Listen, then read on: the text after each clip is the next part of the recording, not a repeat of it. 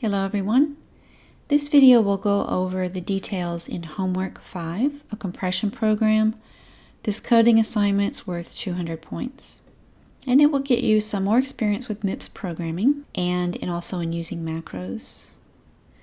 The big picture is that we're going to implement a very simple and not very good compression algorithm, RLE.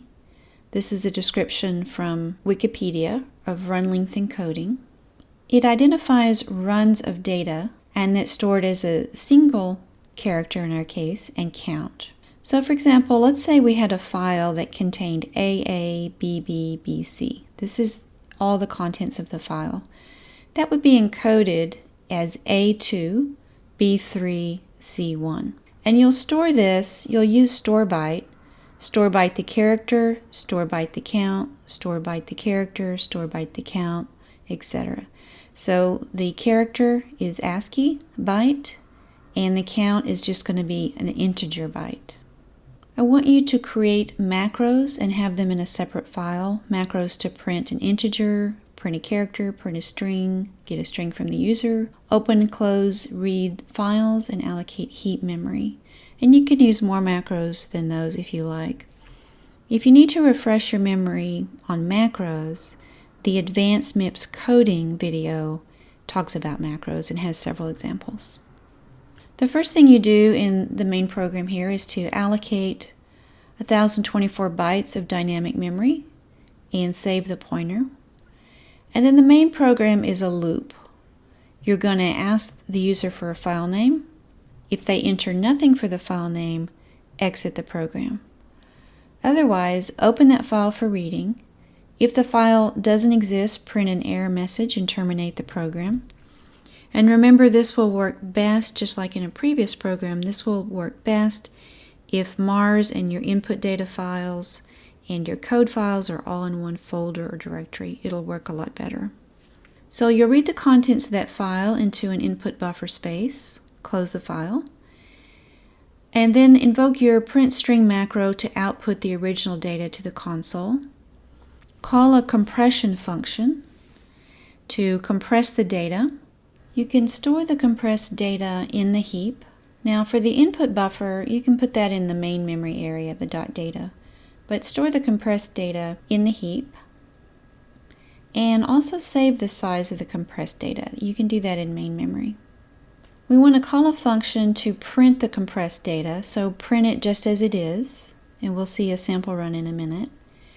And then call a function to uncompress it. Basically uncompresses this to the console. In other words, if your file, if this is your compressed data, you'd print A twice, you'd print B 3 times, C once.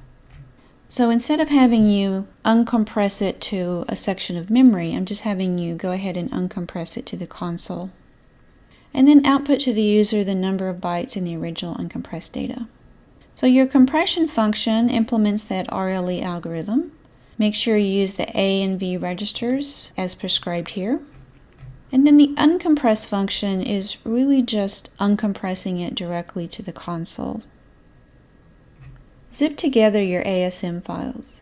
You'll want to keep your macros in a separate ASM file from the main program ASM file. And here are the different parts for what you're doing. Here's a sample run. So I prompted the user to enter a file name, and that file name wasn't there, so I just printed out a message that there's an error and terminated. This second sample run uses the file hello.txt, which just contains hello. This will be in Piazza. So we print out our original data, and then it's going to compress like this, H1, E1, L2, O1. And then we uncompress it to the console hello by printing H one time, E one time, L twice. You get the idea. So for our so-called compression program, our original file size is 5 bytes and our compressed file size is 8 bytes. The second run here is going to use this file, which contains this word art, I guess you would call it. So here's the original data. Here's the compressed data. This is quite a bit harder to read than the hello file. This is a space occurred 2 times, underscore occurred 3 times, space 1 time, and so forth. Then when we uncompress it to the console, it should look like the original data. And here we saved a whopping 5 bytes between the original file size and the compressed file size. One thing you want to do is make sure you run it, after you run it with hello art, run it with hello again to make sure that it just prints hello. What it's going to do is print hello and then some of this stuff that's already in memory. So how you'll prevent that is making sure there's a 0, which will serve as a null terminator here. Make sure there's a 0 after the original data. And in your compressed data, make sure you put a 0 at the end, and that will be your signal to yourself in your code that this is the end of the compressed data. These are the 2 files that will be in Piazza. And this program will give you a lot more coding practice, and I hope you enjoy it.